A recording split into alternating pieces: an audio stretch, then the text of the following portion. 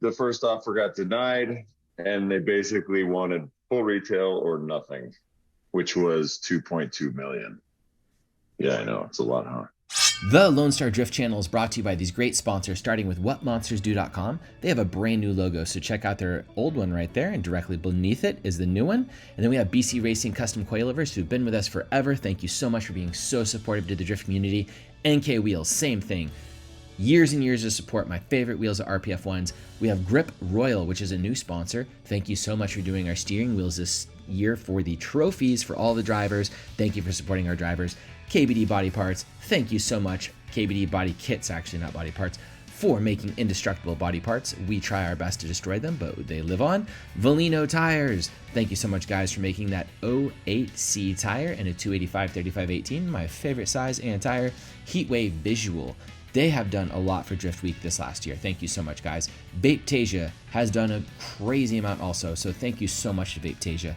And Spec Clutches and Flywheels, thank you as well. Now let's get started to this dang interview and find out why Dan spent so much on a track that he already had access to. Hello, everybody. This is my friend Dan Brockett, and this video is going to be about... what is it going to be about? Oh, it's going to be about you bought a track. You're a drifter. You bought a track. Everybody knows who you are. And we're getting to a new range of like people within drifting where people we legitimately know that are drivers that we grew up with and everything else are becoming adults. We're getting older. You're running GK Tech USA. You're now running a track. It's a drift track specifically. You've been an event host like myself for literally decades now. And we're doing adult things. And I want to talk to you about like being an influential person within drifting, having like the responsibility that comes with that, and like drifting growing up. So specifically, this is Dan Brockett. He bought a track with some friends. It's not just his, correct? Mm-hmm. And tell Correct. me about There's the three whole of us. process. Tell me about the whole thing. It was nutty, actually. Never really planned on doing it. Never dreamed of owning a racetrack. Always liked going to racetracks, but I never wanted to own one. And then ours was going to go away. Yeah. And I don't want to live in Albuquerque if I don't have a racetrack here. There's no reason. I could do GK Tech from anywhere. Mm-hmm. So there were some rumblings 2 seasons ago about the track closing. It wasn't necessarily going to close, but the leaseholder was going to retire. Mm-hmm. He didn't want to hold the lease anymore. And the board of directors got a hold of me last year, and they asked if I wanted to run the whole track and buy out his lease, and I didn't want to have anything to do with that. And they promised that they were going to find somebody that was going to take over the lease. And then December 31st came around from this year, and nobody had taken over the lease, and the track was officially closed. So as of the 1st of January, we didn't have a place to race, and myself, Jim Guthrie, and Mike Ossel, who goes on Drift Week with you guys, the dude with the long hair, we got together and we had a little meeting. Hey, bud. So we got together, we had a meeting, and we said, well, let's do something about it. Let's see what we can come up with. And Jim Guthrie owns a very, very large, successful body shop here in New Mexico called Car Crafters. I think they have like 8 locations and like another like 5 in Texas. So Jim's very well off from starting that business in his garage, kind of like GK Tech was with me. I got a lot of years to go, but we pooled our resources together and put in an offer letter, which was immediately rejected. I think we put in our offer at 1.6, which to me was what the track was worth. It's what the land was worth. It's like 88 acres or something like that. It's a pretty big facility. The first offer got denied, and they basically wanted full retail or nothing, which was 2.2 million. Yeah, I know, it's a lot, huh? We came back, and there was a whole lot of drama involved, and a lot of it didn't actually involve buying the racetrack. It involved buying crappy old equipment that barely runs and doesn't run. It involved buying debt that they had loaned to themselves. Mm-hmm. It involved it involved a lot of things that weren't buying a racetrack or buying property or buying a business. They had no financials, because why would you have financials? So it's like we couldn't even do like a proper evaluation of what the business is worth or not, because there there wasn't anything. The facility's pretty run down. The septic system was in horrible shape. The electrical system's in horrible shape. It's not a winning proposition for us, is what I'm trying to get at. And so we put in another offer for the full price. Of course, they accepted that. And we closed on January 20th or something. I made a big post about it. It's my most seen post that I've ever done. I ended up getting like 1.9 million views on it. Just on crazy. Facebook? Yeah. That's funny. So and I think the big thing was, it's like we see in the news every single day tracks closing, and I hate seeing it. They close because of noise ordinance. They close because somebody wants to build a freeway through it. They close because apparently nobody wants to run a racetrack, which makes a lot of sense now, running a racetrack. And there's it's not a glamorous job. It's like, oh man, you own a racetrack, that must be so cool. And it's like, well, no, I own a lot of problems and a liability. That's what I own. But it was nice, I think, that people got to see somebody saving a racetrack for once, like Cletus did. But now Cletus is even under fire because his track is now having noise ordinance issues, and neighborhoods are growing around it, which luckily Sandia, that's probably never going to happen. Mm-hmm. It's sandwiched in between a jail and a dump. Not exactly prime selling real estate for later on down the road. I agree, bud. So what are the biggest, like, there's not many people that are doing this, that are buying racetracks, turning them into drift tracks. I mean, I assumed it would eventually happen as we grew up, and there's a lot of people, especially on Drift Week and stuff now, that have a lot of money. You see people within the community, and you realize that's what happened with racing too. Racing got a lot of just super rich people involved, and people build country club racetracks in Texas that may or may not make money. They have to be huge liabilities for the people, so they probably put them in separate business entities and just let them float and, you know, do their own thing. I guess you could say, like, is this going to be a viable business that you're really going to pay attention to and everything? Are you going to refurbish the track, repave it, make the place better? Because no offense, it's kind of a rundown facility, and that's do you agree? That's what I was going over. It's not worth what we paid for it by any means, but it would have been way more expensive for me to build another one from scratch. Mm-hmm. And so that's kind of where the decision was, because I was already looking at land to just do something like Luke Fink's track. Luke Fink's track is on like an acre, maybe an acre and a half. So you don't need 88 acres to do stuff. But it already existed. It already had, I guess the term would be, good bones. Mm-hmm. But a lot of people are doing it, especially drift people. I don't know if there's any other than those guys up in the Northeast that did, like, added on to the drag strip. What are those, the Villains dudes? Yeah, there's another track on the East Coast that did that, I think. And there's also up in the Texas area, in Oklahoma, we have Cam's Acres, which was recently built just for drifting, which is pretty rare. That's right.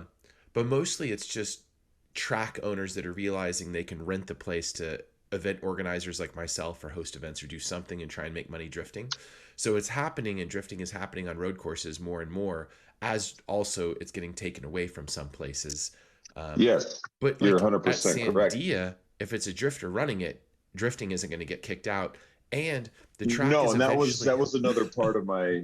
That was another thing. It's like, well, if somebody else takes over the lease and they just happen to not like drifting, we don't have events anymore. And it's that easy. And that, like you said, that happens, I think, more often now. The guys will come in, put a bunch of money into the racetrack, and then, oh, we don't want these dudes destroying it. No, it makes total sense. On the flip side of that, drifting, and it's crazy to even say this now, drifting makes more money than any of the other events at the racetrack at Sandia. It's because it can bring in spectators. It can. It's the only thing that brings in spectators. And if this was maybe even 5 years ago, it would not have been a viable option for me. Because right now I'm taking literally 100% of the money that is made from the drift events and fixing the septic system. And then I'll do another event. And then that will go towards putting a new roof on. And like No Coast is going to pay for maybe getting the entire track field. So it's, for me, it's all more equity into the track. When maybe this dude will have it someday. I don't know. I never planned on like having an exit strategy. I pretty much know that I'm just throwing this money away. Yeah. Oh. And I wanted a place for people in Albuquerque to drive cars, and that's literally it. I care about the motorsports community, obviously enough to put myself way out of pocket and attempt to do this, but I'm an idiot, basically, is the bottom line here. Do you think not a smart financial decision? Yeah. This is kind of what happened, though, as the road racers had money and stuff and road race tracks popped up all over the country and world. Do you think this is going to be a normal thing with drifting, or do you think drifting is going to like die out too fast, or like what do you think is going to happen? I don't think drifting's going to die out. Like if there are guys like me, and not saying that people need to go out and buy racetracks, but if there are guys like you and guys like me that constantly run events for a very long period of time and never give up on it, you build a gigantic community around it. And it doesn't matter if drifting in the rest of the country died. Mm-hmm. I'm pretty sure that people would still come to the events because they just really enjoy doing it. And it wouldn't matter, because most of my New Mexico guys don't travel. They don't go to out-of-state events. There's a few that do, but they don't need to do that. So that's not part of drifting for them. They don't want to do Pro-Am. They don't want to have FD aspirations. They don't build crazy 800 horsepower cars. And that's something that I've preached from the very, very beginning is, yeah, we can have fun. You don't need to take it to the level where it becomes unsustainable for yourself. You don't need to take it to the level where you are going to get yourself out of drifting faster than you got into it. And so I think because of that, we have sustainability with drift events here, which is kind of, I know that doesn't happen everywhere. I just thought of something too. One thing that kind of like is very similar to you and I, both of us, I'm doing air quotes. You have to see that. We're professional drifters at some point, if you know what I mean, where we drove in a professional series and stuff like that. And we just wood chipped money. I mean, we just lit money. Oh, dude, it was unbelievable. And if we would have continued that, or like a lot of people continue that, they don't have the resources and stuff, or even the ability to work with these sponsors or companies like you with GK Tech or whatever, and put this money back into drifting kind of as a whole thing. Like professional drifting just incinerates money. And there's nothing wrong with that or whatever. It's people having fun. But us finding other outlets to do with our time and money and everything else is important, I think. Is there anything else you could do with that time and money and everything? Or like anybody else? Oh, 100%. Think about how many people just beat their heads against the wall in FD. Even you and I, well, I did like one event, but you did it for a couple seasons. Yes. You could have been farther along, years further along, doing this kind of stuff if you hadn't done that. Oh, 100%. If I would have put all my money, focus, my drive, because when you make that decision to become a professional driver, you laser focus on it, and everything else goes to the side. Everything, your health, your mental stability, And if you don't have a support structure, be it family money, be it sponsor money, be it anything other than your hard earned money, Mm-hmm. you take it a lot more seriously and you forget about everything else in your life. And it's an unfortunate byproduct of chasing the dream. And I'm doing the air quotes now, because that so many people get sucked into. And it's like, for me, the moment I stopped doing Formula Drift was the moment when I realized again how awesome drifting was. And I'm not saying you shouldn't chase those dreams if you want to chase those dreams, but just be prepared to be really, really broke, stressed out, frazzled, and frustrated for most of the time that you do it, because you're not Stefan Papadakis. You can't change a motor in 45 minutes. You really kind of have to be built for it. Mm-hmm. Take that time, money, and effort and start a drift series. Go in on getting a racetrack or building something small like Luke Fink's place, which is also going away, unfortunately. Yeah, I 100% wish that I would have shifted my whole mindset to not do Formula D, and instead I could have done my own thing and fast forwarded this whole process probably and gotten the track for a lot less money, because back then when I was doing Formula D, it popped up on Racing Junk for 1.2 million. Mm-hmm. There was a couple Which tracks around in was, the Texas area too. Like I think Harris Hill was like around 1.5 or something. It's such a cool facility. And like those places, the land is worth way more than that now. Land prices have gone up, interest rates have gone up. Oh, all yeah, that stuff is stressful.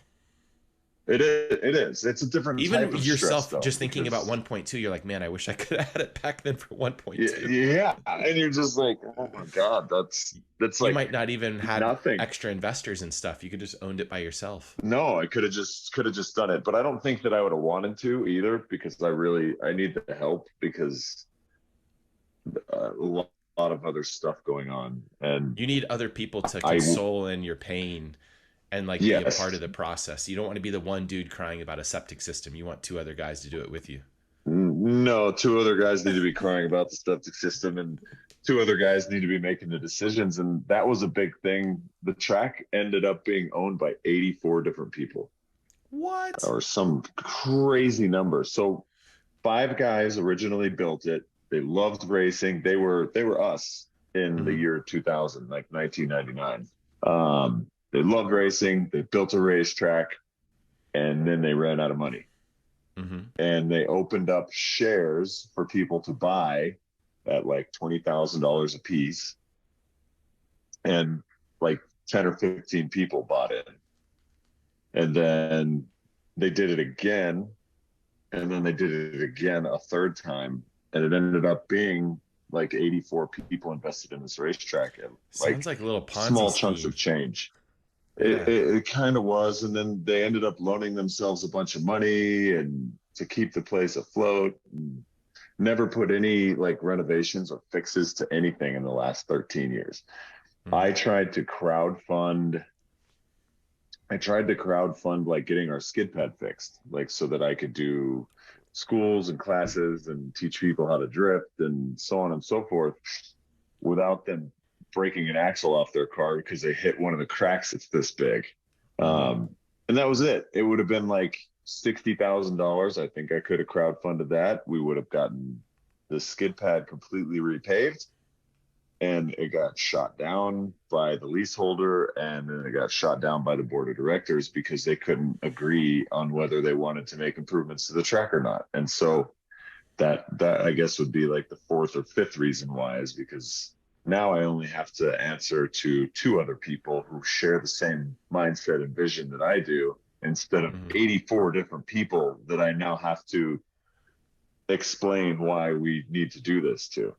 Mm-hmm. And we hit the ground running with the improvements, and you touched on that earlier, but the septic system is now fixed. We will not have a poo river at No Coast ever again, thank God. That was absolutely horrible and should have never happened, but I mean, couldn't control the facility. You can only get so many porta potties, and yeah, there was a whole story behind that. We have shifted towards trying to get the track SCCA sanctioned. So when the track becomes SCCA sanctioned, you open up the door for other types of racing, like 24 Hour of Lemons. As funny and as comical as that race series is, they adhere to the same safety standards as SCCA, Yeah, which is crazy to me. So they use their insurance. And so once you become SCCA sanctioned, tons of other events can actually now come to the racetrack because it is SCCA sanctioned, and they can have the blanket insurance that they have everywhere else. If your track is, I guess, what would be considered an outlaw track, your insurance is like double the price or triple the price. So we're working super hard to actually get that to happen. And SCCA sent 2 of their engineers out, and they gave us like a 37-page document of stuff we needed to fix on the, including blueprints to change all of the little like watchtowers all along the track. They even have to have a certain shingling. They have to be built with a certain shear strength. They can't be built out of metal. They have to have certain height tire bundles built around them it's nuts. There can't be a single loose tire around the track, which our entire track is surrounded by loose tires. We've moved pretty close to 120 tons of tires at this point. God. And we've had volunteer days where like 80 or 90 people will come out, mostly the drift dudes, and we'll bolt tires together. We'll just have these mass labor parties, I guess, and get things done. But we've already fixed, I think, 3 or 4 turns on the racetrack. They have K-rails now with the actual tire bundles, no loose tires. We've been doing dirt work almost every single day that there isn't an event.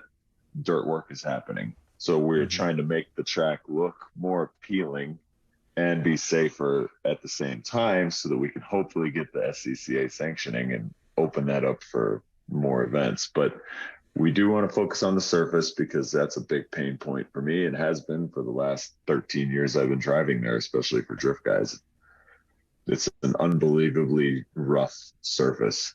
And so we're gonna work with, I think, Seal Master, and we're gonna actually test on our small oval and see if we can get that sealed. And if it improves tire wear and grip levels, then we'll probably end up doing the entire track in that.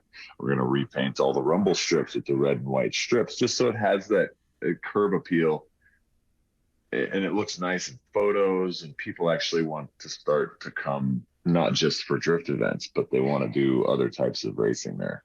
It'd be cool to have Global Time Attack, and not necessarily Grid Life, but bigger automotive festivals like that to start coming to our track, because we haven't had that ever at that place. So And do you think that you'll accomplish all this, like making the place a better facility with better tire wear and all these things, without a full repave? I don't think that we have a choice for right now. A full repave is going to be like $2.5 million. So we're going to be more than we bought the place for just in a repave, because the road course is like 1.7 miles. And some of the places on the track, like the ovals, just to repave the oval was close to 800 grand because it's so wide. So would it have been more cost effective to build a whole new property, or no?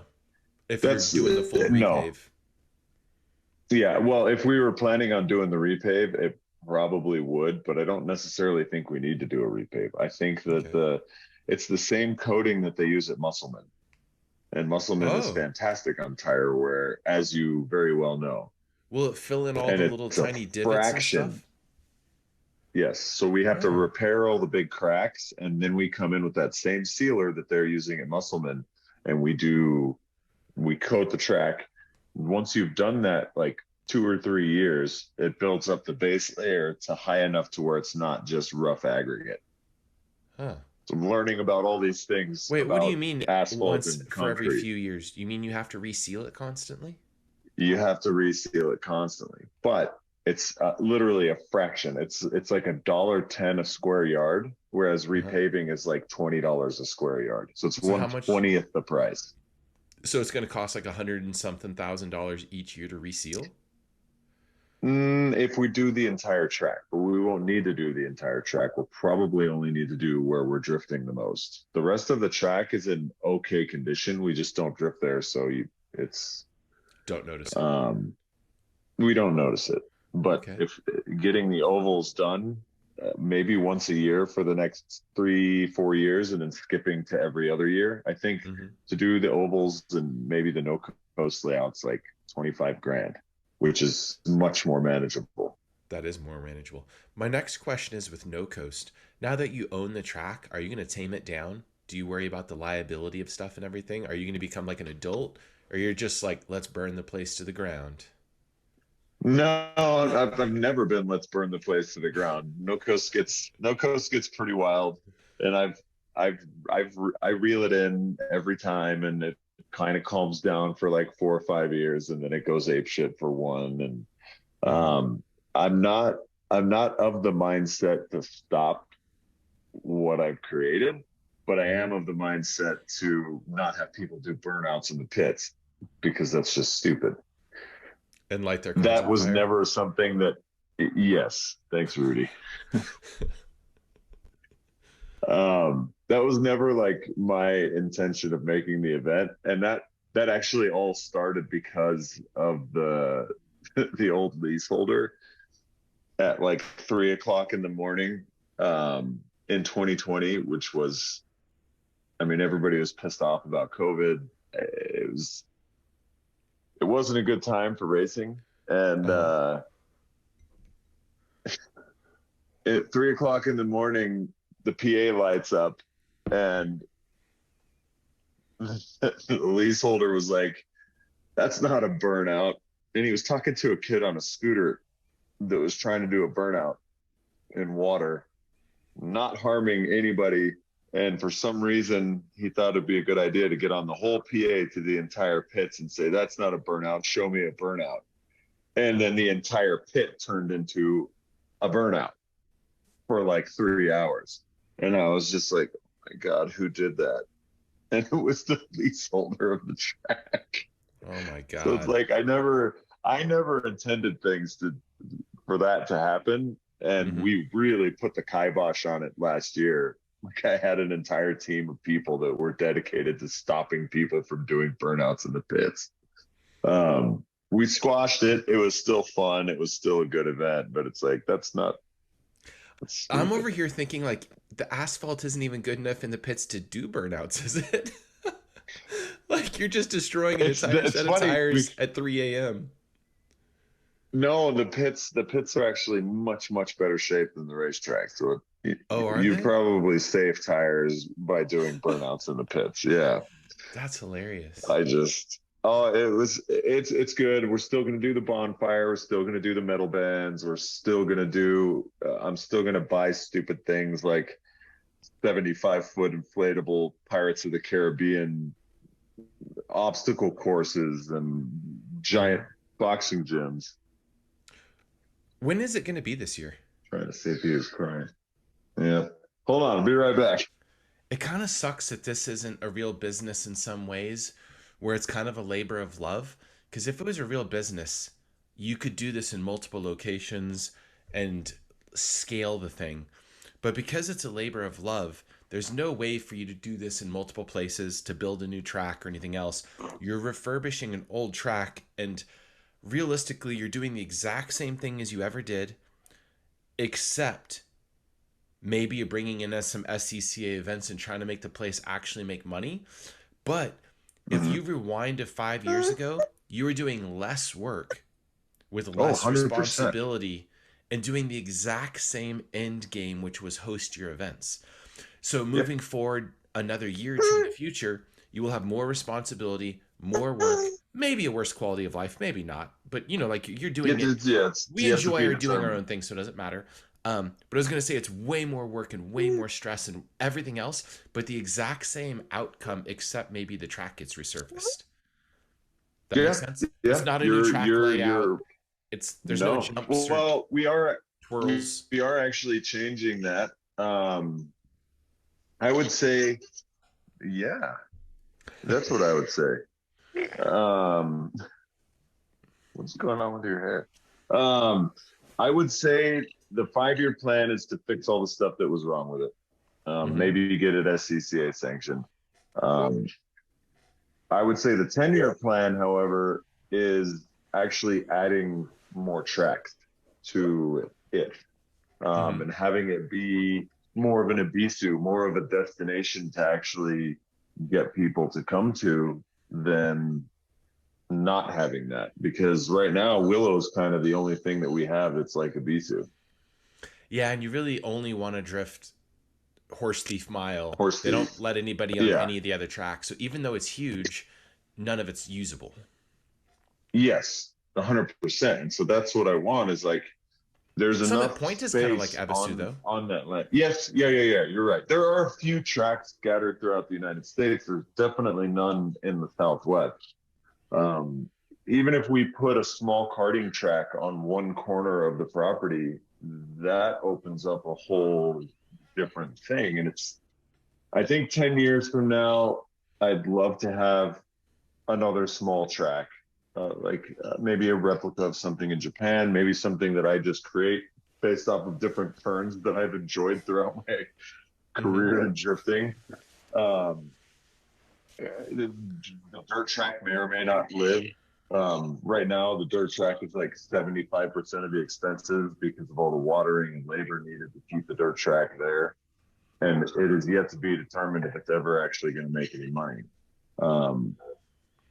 It sure hasn't for the last 10 years. So if that goes away, then maybe we put a motocross track in, and there's a whole different side of maybe we just do a lease to that guy, and he leases that land, he maintains, he runs events, and then we just get that constant income from that. So there are other things that we can do, motorsports wise and motorsports wise, that would make my life a little bit easier, take loads off the plate, but also make it a more fun place to go in the first place. Jim Guthrie, the other investor, wants to build a warehouse out there for in the car storage and to allow people to keep a shop space there, which I think would be really awesome. Eventually, he wants to put some townhomes out there for people that really have money for some reason and want to drive at a racetrack. I cannot imagine that at Sandia Raceway. You're going to have to make it nice. The value proposition, not there yet. But this is 10 years down the road after we've been working on the place for a decade. I think we're going to be able to do, I think we could do that eventually. Like I said, that's way down the road. Yeah. I kind of worry that we're kind of getting old. And if you're thinking in 10 years, you might be too old to care about this stuff. I very well might. You're like, I'm already there. Yeah. Quickly approaching it. And that's okay. I mean, we all grow out of stuff. It's snowing right now and it's sunny outside. This is crazy weather we're having right now. That is anyway. Spring break and it's snowstorm. It's gonna kill all my trees. That's what's gonna happen. That's how you know you're old. You're like, God damn, we were in LA kill my trees for Drift Week and it snowed in LA. That's nuts. Yeah. That is nuts. I know. I was watching all the videos. That's so crazy. Man, what are you doing? You're gonna fall again? Let's not do that. But yeah, I think for me, doing events that aren't necessarily drift events or car events at all are going to be what allow this place to maintain itself. During Christmas time, like when the track is shut down for off season, they put up a bunch of Christmas lights and people drive through the track and do Christmas light stuff, which is cool. It has nothing to do with cars, and it probably makes more money than any of the drift events combined. Really? So they also do this thing called Lanternfest, where you write all your transgressions or wishes on these little lanterns, and they all float up in the air. And They did that at Grand Sport, and they said that was their most profitable event ever, and they had That's the what I'm most saying. people. But then Yep. they had a huge fire problem, and the thing turned into a giant disaster. It was pretty funny. Yeah. Luckily, it's desert and it's 90% sand everywhere around us. So Yeah, we so it don't doesn't matter. necessarily have that problem. Hmm. So they've been doing that out there for years. So there's little things like that. I'd love to have like a professional concert stage built so that we can do concerts out there. It's got Hmm. plenty of room at the facility. Oh, there we go again. Yeah, I know. I saw that one. You sure post. Oh, they're resilient. You got kids, got nothing. Yeah. Um, Maybe if I hold you upside down. well, it sounds like this is going to consume most of your time, not the baby, but the track. Do you have anything else cool Yeah, coming on? it is. Um, Because like we're Drift Week filming is season consuming all two. It my runs stuff. good. Yes, it does. So I was gonna say, like, We're when you doing make a season choice like two. this, no, I mean like when you make a choice like this Oh, track, you're not gonna be doing a lot of other stuff. You know what I mean? It takes over a lot of your time. no, it does take over a lot of your time. And I'm also on top, I forgot about all this stuff. So the tracks never had internet out there. So Hmm. even if a streamer wanted to come out for some reason, they can't because there's no internet. None of the big internet companies want to run internet out there except for Makes Starlink, sense. obviously, because they have satellites.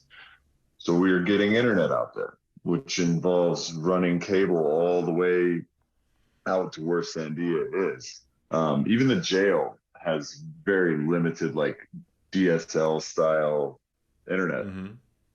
Um, so we're going to get internet out there. I completely rebuilt the website from scratch because the old website looked like it was an Angel Fire homepage from 1998.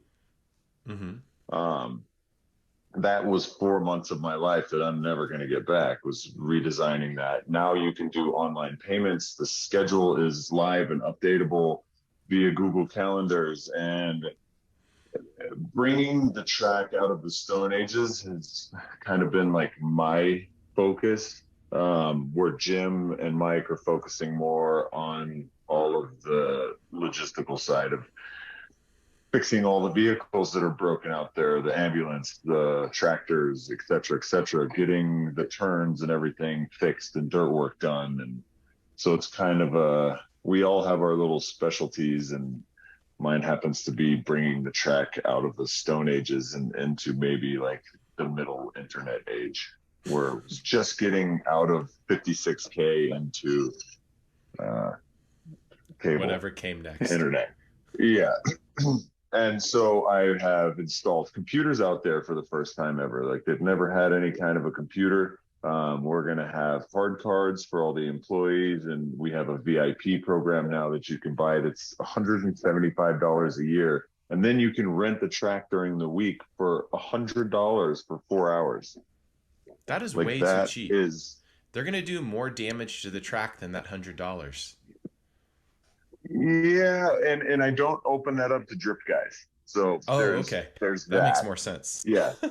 That's not open to drip dudes, unfortunately. Because I was gonna say you'd As have you to pay an well know. employee more than $100 just to go watch them. But Yeah, I guess if and you have a that's the thing. It's subscription like style, the real thing is they don't come out. they become a member, Yeah. and they don't come out. And if they do come out, they have to bring somebody with them. And like they've been doing this at the track for a while. I just made it accessible and easier for people to book. So now they can actually go on the website, book their times, and not run into other people. Because that happened all the time. Dude would be like, "Well, I thought I had today," and then somebody else was like, "Well, I had today too," and then the old track leaseholder would have forgotten that he told somebody Tuesday was open. And Yeah. little things like that. The quality of life stuff, I think, is going to be big. We ran my first drift event ever and we changed the name. It's no longer Sandia Speedway. It's called Suica Circuit. What is it called? It's just it's Suica. Oh, okay. So That we really went from rolls off the Sandia, tongue which for means, people not from New Mexico. yeah, I know, it's kind of funny. Um, Sandia is Spanish for watermelon, and Suica is Japanese for watermelon. So it's the same name. Just a different way to spell it in a You had to be different clever language. and difficult. Yeah, I did. I definitely did. But it was, for me, it's like I wanted a clean break. I wanted something Hmm. new that I could market and push and actually make fun designs and make t-shirts and hats and things that the track again has never had. Hmm. So my whole push is just to modernize the place, Cool. um, which I am doing my damnedest to do. And I think once that happens and then we can get the track surface under control, I think it's going to be great. We have a cash register out there for the first time. What did you do again already? But stop yard sailing off of things. Where even are you? Yeah, second season, it runs good. We're doing 10 episodes, Hmm. and every single episode, it's like I lose 7 days in a row. Hmm. Then I don't check emails and I don't respond to stuff, and I'm not actively working on the racetrack or the website or anything. And I think doing the second season of that has severely limited. Like doing the track stuff is fine. I can almost do that from anywhere, especially since I'm on the tech side of stuff. Going to your first event at Musselman for Drift Week is probably my only travel drift event this year that I'm going to be able to Wow. make because of time Hmm. and having a kid also, which you know as well. That's What are you very doing? difficult.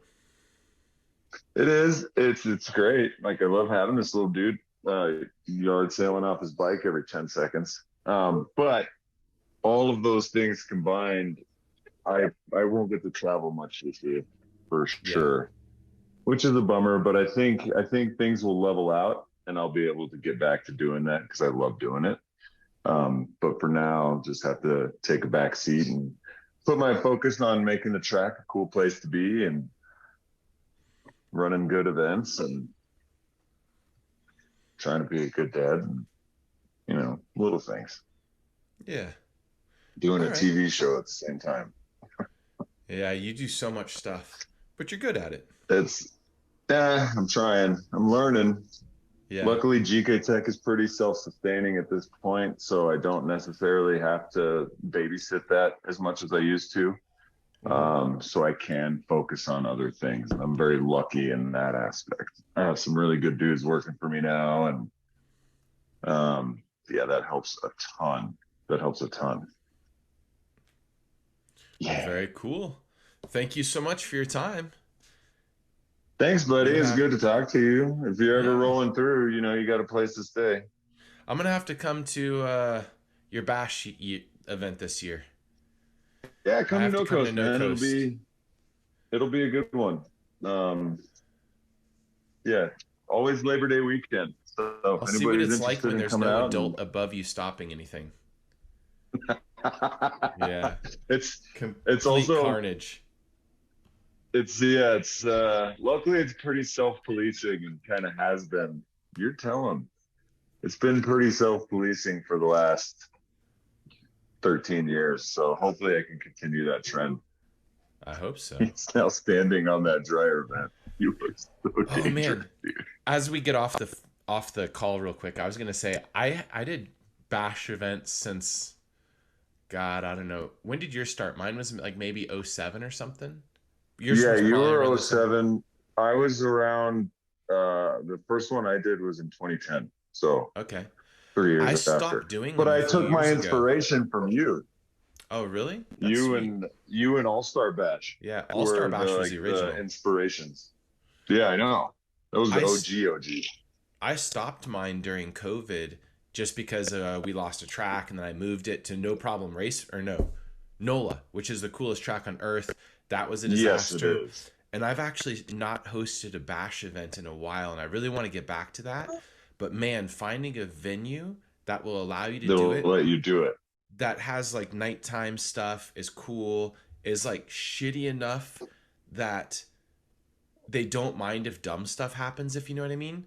You know, Circuit of Yep, America is not that's the going to let you idea. do burnouts at 3 a.m. They will literally eject No, everyone with never. security.